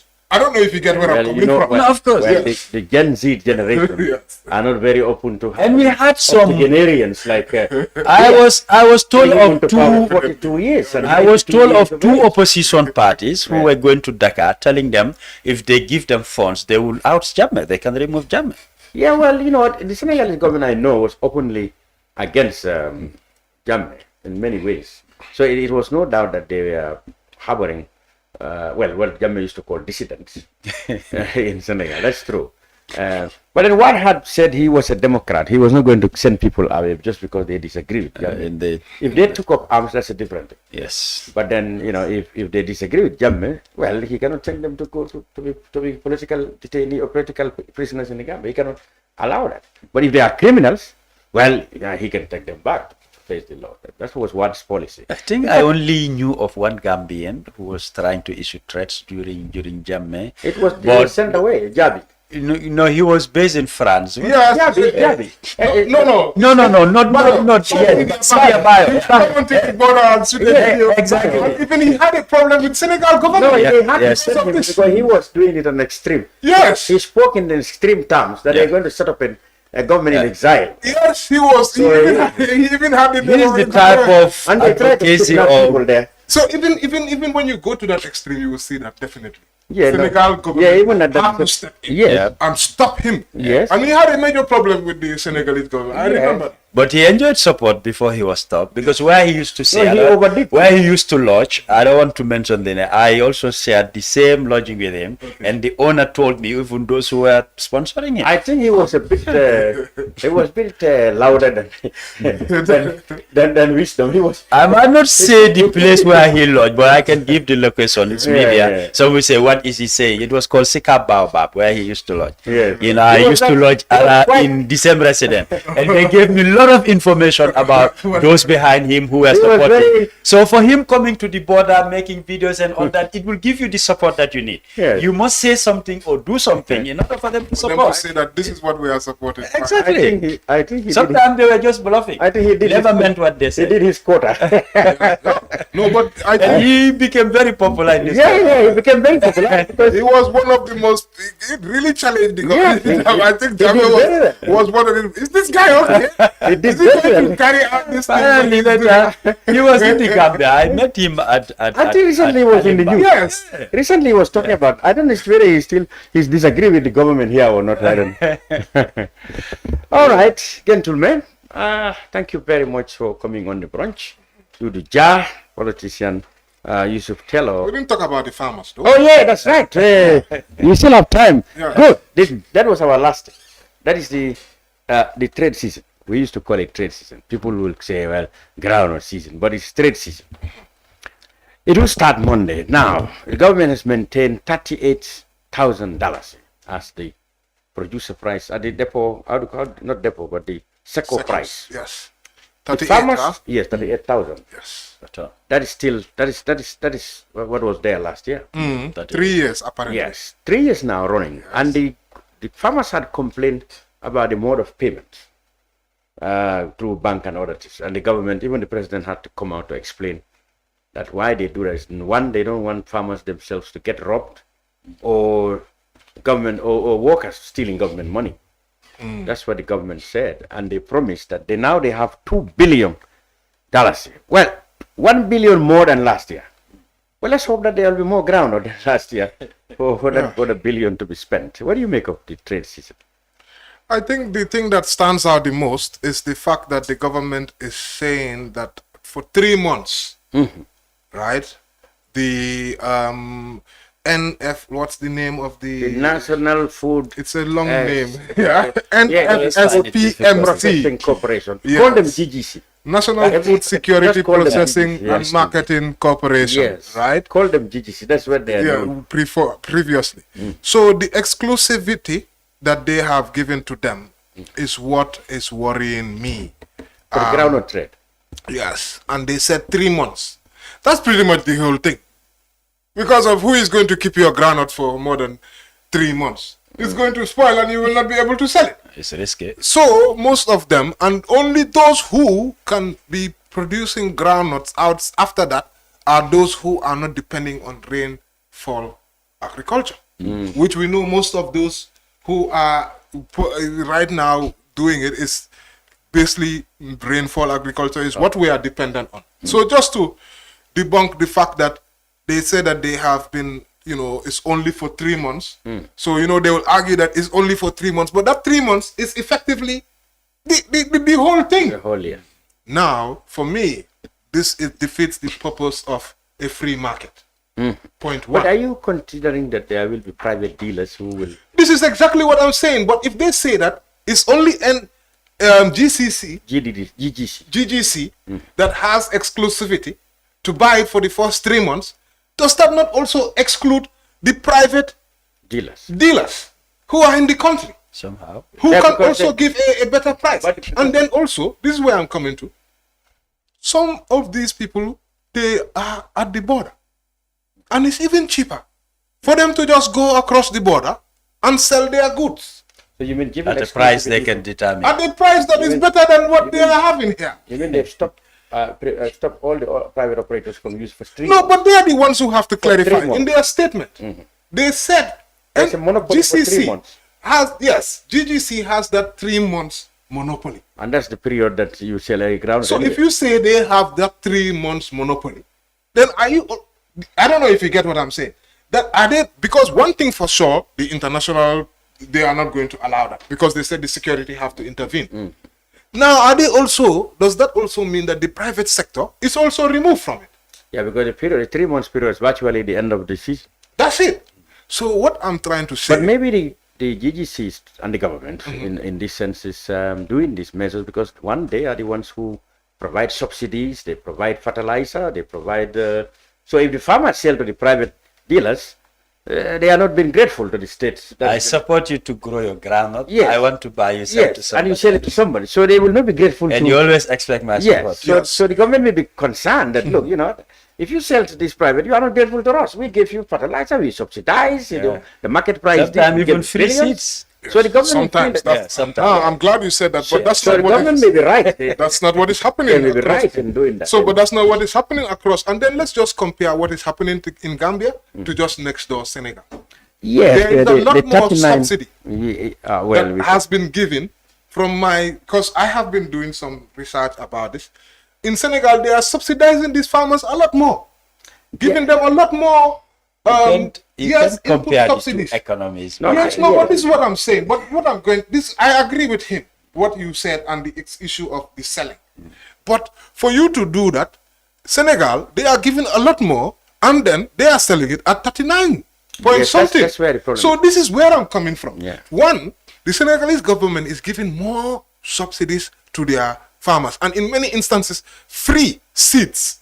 Here, Gambia, I'm talking to the farmers just yesterday, and some of these things will have to verify. $7,000 just for the seeds. Yeah, I think the problem now is... so now, Look at the issue here. Yes. If Senegal is selling at 39, probably a lot of those at the private sector will come to next door neighbor Gambia, buy at 38. Exactly. Go and sell again. Yes. For them, it's profit for them. Now, us as a country, we have to look inward. We don't even need to sell. Why don't we process it? We need ground, either for the oil and what not. For me, the point I want to raise is government need to step up and prove to the farmers that even this groundnut you're producing is not enough. We need more. Exactly. Like we must start consuming now. It has declined. Let's put up the factories that will be making it into oil, extracting this. If it is available, let's strengthen it. Let's capacitize it. One of the issues they said is that our piece of groundnut nowadays is full of aflatoxin. Yeah. Or something like that. I know what you're toxic. And the aflatoxin, they call it. And that makes it not acceptable in some other markets. Yet the government have to buy it from the farmers, so they bring in subsidies. And then, in the past, we used to produce oil for domestic consumption. Yes. Now, all those have declined. That's what I want the government to bring back again. That's the point So of the first having a thing we have government. to do is the producer price has to be attractive. You see, consider if we were, in the government will say we cannot afford the subsidies. Yeah. But for example, if a ton will sell for $100,000 today, I mean, how many youths would have been attracted to go back? Exactly. Yeah. The point there, they would have gone spending the money won't be a problem. Yeah. If government make good use, the end product you'll sell and government would make money again. Find a way of selling it. It will be a win-win situation. You'll empower the farmers and you'll produce and supply the citizenry. Dodou, this is exactly the issue and the point. You hit the nail on the head. And a crop like groundnut, if you want to exercise protectionism, they will smuggle it. Yes, they will smuggle it. Whether They will smuggle it. And you know how they smuggle it? They will bring the money to the doorsteps of the farmer across the border. That's what they used to do. Yes. You have they will bring money early in the morning. You don't even have to bother with transporting it to the sectors in camp. Yeah. So that's how they undermine the GGC and buy all the grounds. And sometimes these smugglings will be in bits and pieces. Instead of a bag, you'll divide it, share it into smaller bags. Exactly. Now, to travel with that wouldn't be a problem. Yeah. Now, across the border, then you put it in a bag and then go take it. Yes. So the smoker, they know all the porous borders, how to get it in and get it out. So no, it's just like in all of what they said. We're more in need of it. Yeah. Before you let it cross our borders, we need it. Yes. In so many ways, either be it oil extracted or soap being produced or whatever. There are many uses when it comes to groundnut. We need it more. We want do. to consume our Even groundnut. soap. Not to give it away. Yeah, that Yeah, is. but we don't have the means, we don't have the factories. But we this don't- is the problem why the government is... That is what we need to generate now. You know, we talked about the private sector. That's where the private sector can come in. As a government, I have land. What else can you offer? You have the machinery. So let's have that public-private partnership. yeah. It will be a win-win situation for the farmer, the private sector, the government, and us, the citizenry, will be dancing. Yeah. Because we need it. Yes. Well, you know, if you look at some government pronouncements, right, people would say, oh, don't give all the lands to the foreigners, don't give foreigners this and that. Now, it depends what the land will be used for. Sometimes it's not like giving it to the foreigner. You creating the environment for them to be productive. Now, if this foreigner wants to go back home, they're not carrying the land. The land stays here. That's why when we were younger, they tell us, better be better poor. Yeah? Government can even allocate or sell land. If they need it, they will come and compensate you and take it again. Yeah, that's right. The laws provide for that. Absolutely, It is for the greater good, the greater Yeah, the interest greater of good, protect everybody. interest, yeah. So only Dodou Jah cannot be benefiting. They'll say, you know what, you shift to that place, we need this. Government is not needing it for a particular minister, but for the entire country to benefit. Of course, you're going to shift. You're going to move to another place and government will make use of it. Either a foreigner or a citizen. But you cannot give land to foreigners just for residency. Give them land to something that will be productive, that will come back to the citizenry. Indeed. For these purposes, of course, why not? You will allocate land. And I see the Minister of Trade do that. They want to know, what are you going to do with the land? How much resources do you have? What are you billing and all that? If you can prove and provide this, they'll give it to you. Though some of these investors, they come with briefcases, only documents inside and no money. At the end of the day, when it's time for the financial muscle, that's when they disappear. A lot of them started. Some of them, I get them connected. I went with them to certain ministries. At the end of the day, I never heard from them. Which means they also try to tap. We have the land, we have this. Then they go to investors or people with money and said, okay, let's do some partnership. We go to Gambia and invest. So if those investors are telling you, no, I'm not, what other choice do you have? You're not coming back. All these are happening in this country. Yes. Yep. You see, I just wanted to highlight, you see, groundnuts. I think what Dodou Jah has said for me is something that hits the point. We are looking at these things as just raw products. This is why we are not valuing them. It's beyond that. NFSPMC, right? That is- Their name is actually National Food Security Security Processing And Yeah. marketing corporation. and Marketing Corporation. The name itself is telling you what they should be What doing. they- Spells it out We clearly. need to add value Yeah. on these groundnuts. That way, we can sell them for even more than the current market price. The market price right now for just groundnuts, I'm not, because there are different types. You've mentioned the issue of aflatoxin, Yeah. which is one of the problems with our groundnuts, right?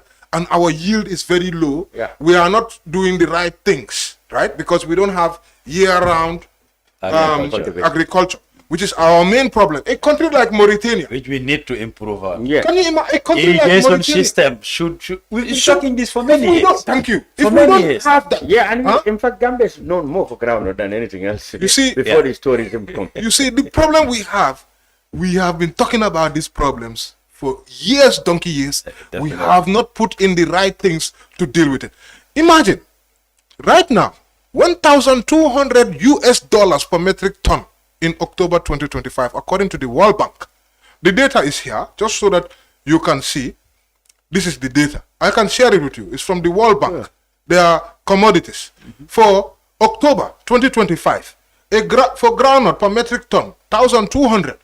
When I was doing my research in the US, in some areas, it's going up to $2,000 plus per metric ton. So it depends on, obviously, The quality. the type, The the quality, quality. yeah. Maybe Gambia is not No, having we cannot compete with that it. same type of We don't quality. have that. Fine. I'm going to We need accept to that. improve on. $2,000 a ton, dollars a ton. would- Yeah, up to 2,000 No, for a very high quality one. that In will- the US, they're buying it for that In amount. today's rate, that's over 100,000. You see? Yep. So now, if we look at just this, 1,200, let's just say 1,200.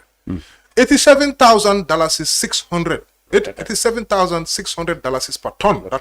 Now, if that is actually translated into 43% for this 38,000, which is very small. Absolutely. If they can come at least somewhere around 50%, you know, At least that will be around $43,500.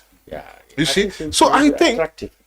Young people would love to go to work. definitely then, because It will entice the farmers to also invest more. exactly. Yes, yes. The Will be problem we have, empowering the agriculture. this is the Yeah, thing.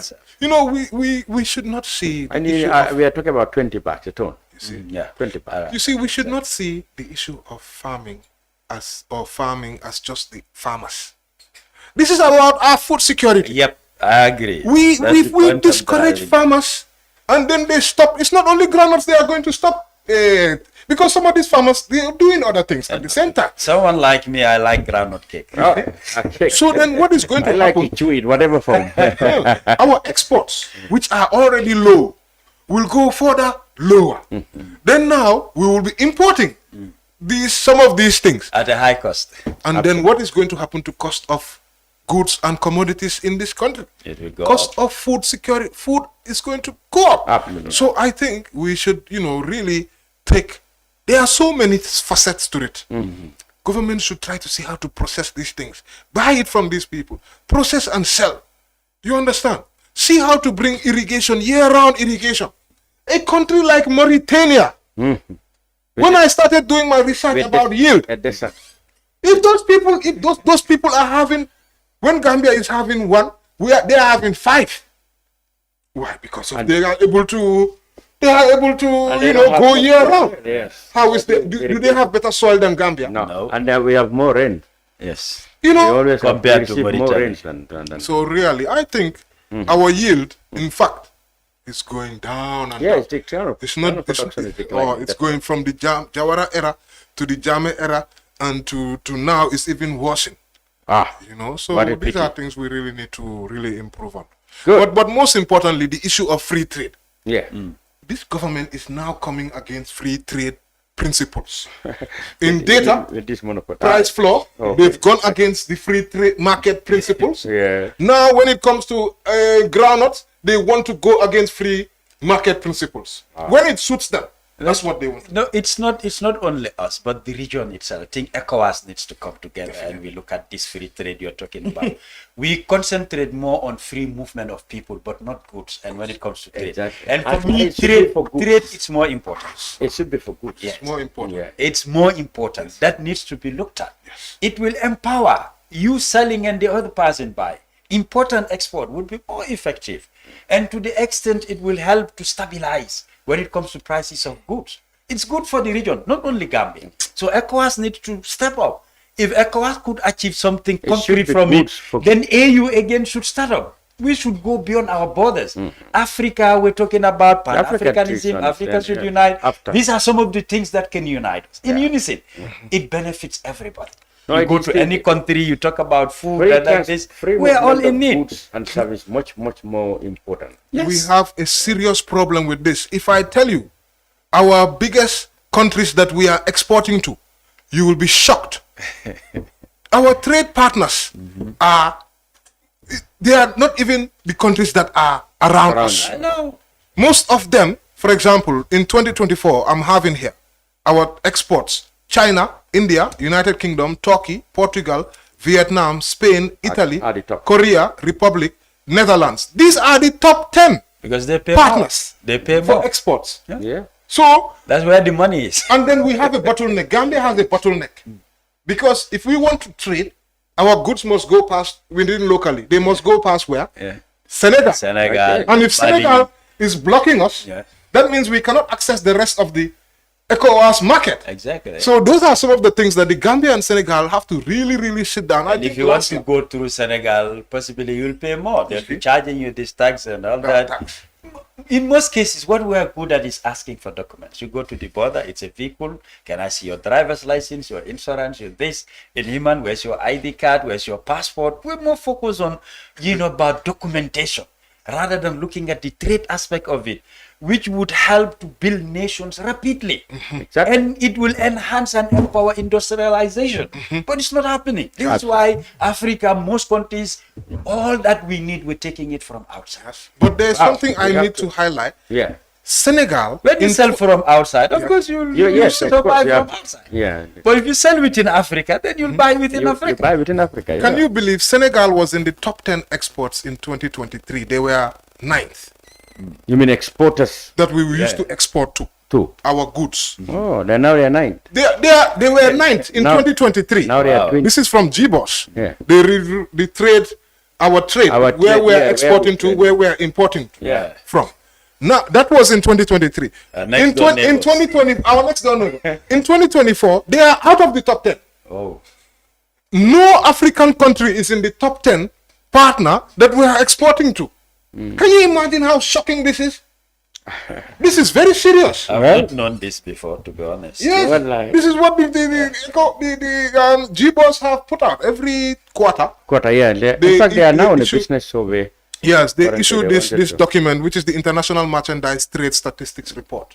And we as journalists, we read it Sometimes and you we tend find to information. ask the importance and impact ECOWAS and AU is having within African countries. Is it only when there's a coup d'etat and all Exactly, that? because you the send free- press releases, even this free movement you send are talking- envoys, they will be traveling across the continent, negotiating. When you talk about the constitution, That's they're right. building and all this, they are active, traveling to and fro. Yeah. How about trade? Trade and even the free movement. This is the of people. backbone. Even the free movement. of And people. for There me, is a- these are equally important. Absolutely. That it has to be kept within the region and the continent. Gentlemen, Time we can't exhaust everything. Thank you very much, Dodou Jah and Yusuf Tello for being on the brunch, and you too for taking your time to follow us. The brunch will be back next week, inshallah. Until then, goodbye for now.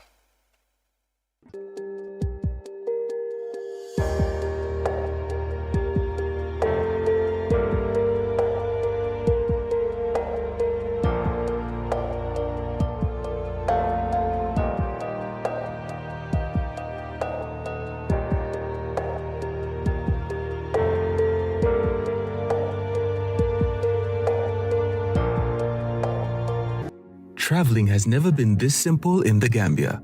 Oh yes, you don't need to visit the GTSC depot just to get a ticket. Just download the Yona Wallet app today and enjoy hassle-free bookings. With Yona Wallet, you can buy your GTSC bus ticket right from your phone, anytime, anywhere. From Kanifing to Dakar, Dakar to Banjul, or upcountry routes like Kanifing to Basse and Basse to Banjul, Yona Wallet has you covered. No queues, no stress. Just safe, fast, and convenient ticketing at your fingertips. Choose comfort, choose convenience, choose GTSC with Yona Wallet. Yona Wallet, your money, your way. GTSC, moving the nation forward. For more information, please call 1124 or 221-1668. Jamano Money Transfer Bureau de Change, your go-to option when it comes to money transfer.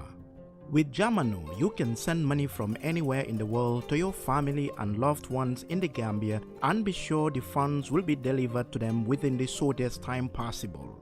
For your convenience, funds sent through Jamano Money Transfer can be picked from all the banks and multiple other financial institutions, including Ajib Bank, Trust Bank, GT Bank, Mega Bank, Basic Bank, Reliance Financial Services, and Approved Services. Visit our head office at Bruce B opposite AfricMed next to Trust Bank Limited or email us at info@jamanomt.com. You can as well call us on 310-3050 or 310-3051 or yet still 733-0688. Our opening hours are 8 a.m. to 8 p.m. Monday to Saturday and 9 a.m. to 4 p.m. on Sunday. Jamano Money Transfer, your most trusted money transfer service where customer satisfaction is paramount. When you think of a simple, fast, and reliable money transfer, think Jamano Money Transfer.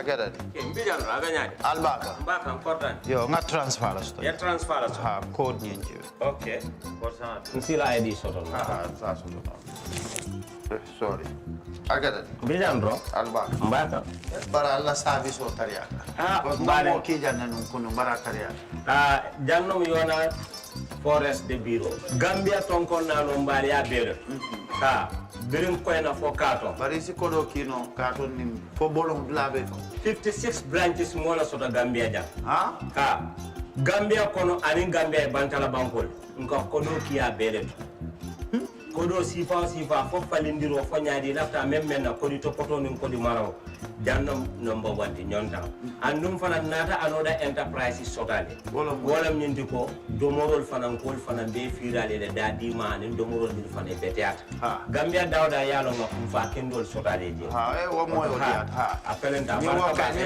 lafta nyelen kendol e binaji yalo bu kanila ko la baraka ba yalo ndel ciosano lo baraka